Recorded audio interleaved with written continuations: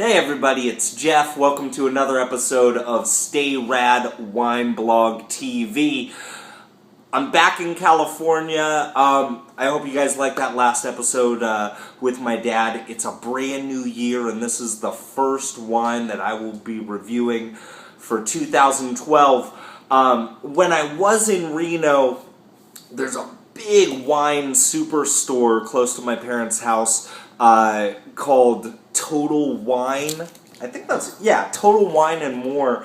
And I was just looking around this place. It's a huge warehouse, and I kind of got stuck in the Chinon section because, as much as I like Bordeaux varietals and Cabernet Franc, I've not really gotten into, Cabernet Franc by itself. And when we talk about Chinon, this is a region in the Loire Valley of France. All of their wines are 100% Cabernet Franc, which is normally a blending grape that we would find in a lot of Cabernet Sauvignons of Bordeaux, of the Bordeaux region, but also in California. You don't see many Cabernet Francs just by themselves. The last one I did have was when I did the blogger tasting for Ridge. So if you check like the rad list, the blog that's right below this, you'll see that review. That Cabernet Franc was definitely a lot more on the dark and fruity side, and what we hear about the Cabernet Francs of Chinon is that they really are more herbaceous. But let's see what happens. This is the Cuvee Signy Chinon. This is 100% Cabernet Franc, and let's just take a look at this thing. So definitely, as far as the color of this wine, as I was pouring it, I hope you guys saw it, it's definitely on the lighter side of wines. This isn't extremely dense. You can read something right through this wine. And it is more in this truly red, garnet type of color. A fairly young wine, so we're not seeing a whole lot of changes in the color yet, but it looks pretty nice. And just as, I'm talking about this, I am starting to get some aromas wafting up from this glass before I even gave it my first sniff. So let's see what's going on here. So I'm getting some good earthy, herbal type of notes. I am getting a little bit of rosemary, a little bit of mushrooms. Not like the really dark ones. I'm thinking about just like white button mushrooms, but really nice, like a nice earthy type of nose to this. Let's see if I can get anything else out of here.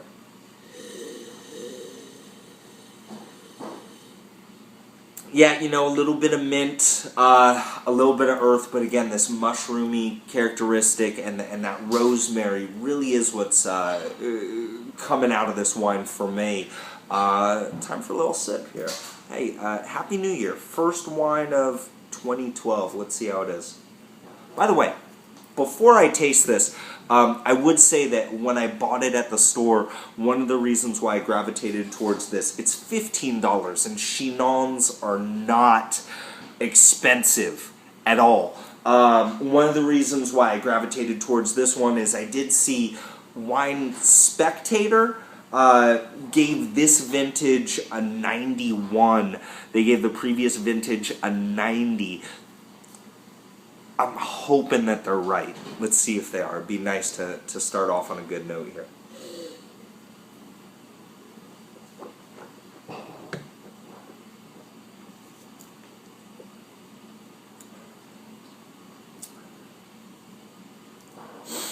Wow, so I am getting some notes that are a lot more fruit driven than I would have expected. I am getting like a plum, not a really dark plum, but more like of a red plum. A little bit of strawberry on this, and you do definitely get a lot of those herbal characteristics.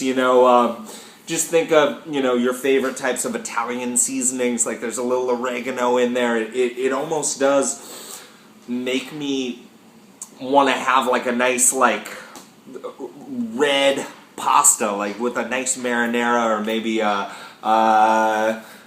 Dave, help me out. What's that one really spicy pasta?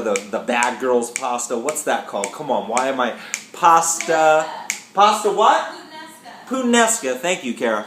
But definitely, like, I think this would go with a nice, hearty, spicy, rustic Italian dish. I think it would. And let me get back in here. I'm sorry, I just started thinking about food. And I think that's one thing that the Chinons are kind of known for, is that these are wines that would pair really well with certain foods. This is a table wine. And again, $15. Let me go back into this.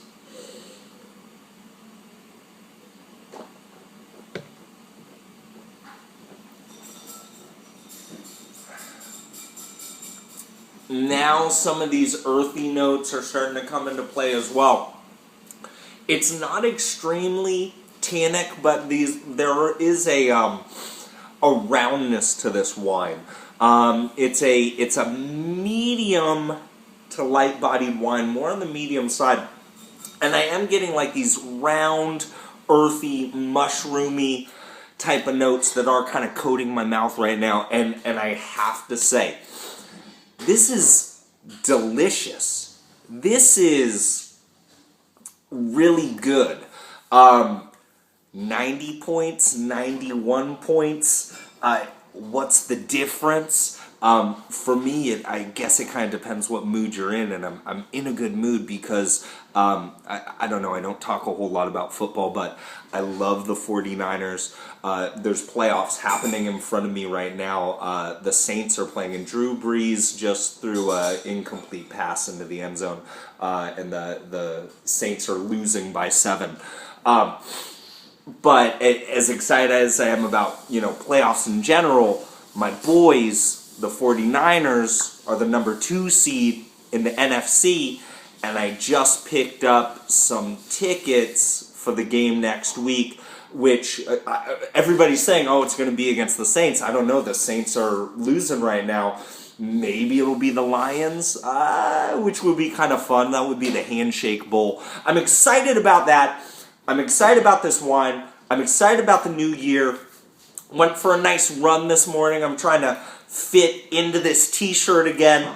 And I'm just happy in general. So, which way am I going? This is a 91 for me, and I agree with the Spectator. And if you can find this, and that's the one problem when we talk about the wines of Chinon, a lot of places just don't carry it. You really need to go to your specialty wine shops and really look around. Bevmo, not going to find it. More gigantic, like that Warehouse Total Wine, they had tons to choose from. But search for it. Again, this is the Cuvee Signy, and I'll have the link below with all that information. And I hope you guys are having a great year so far. Everybody, Angel, come here, you dog. Come here, you dog. Oh, don't bark at me. I just want to put you on TV. This is my dog. Everybody, stay rad.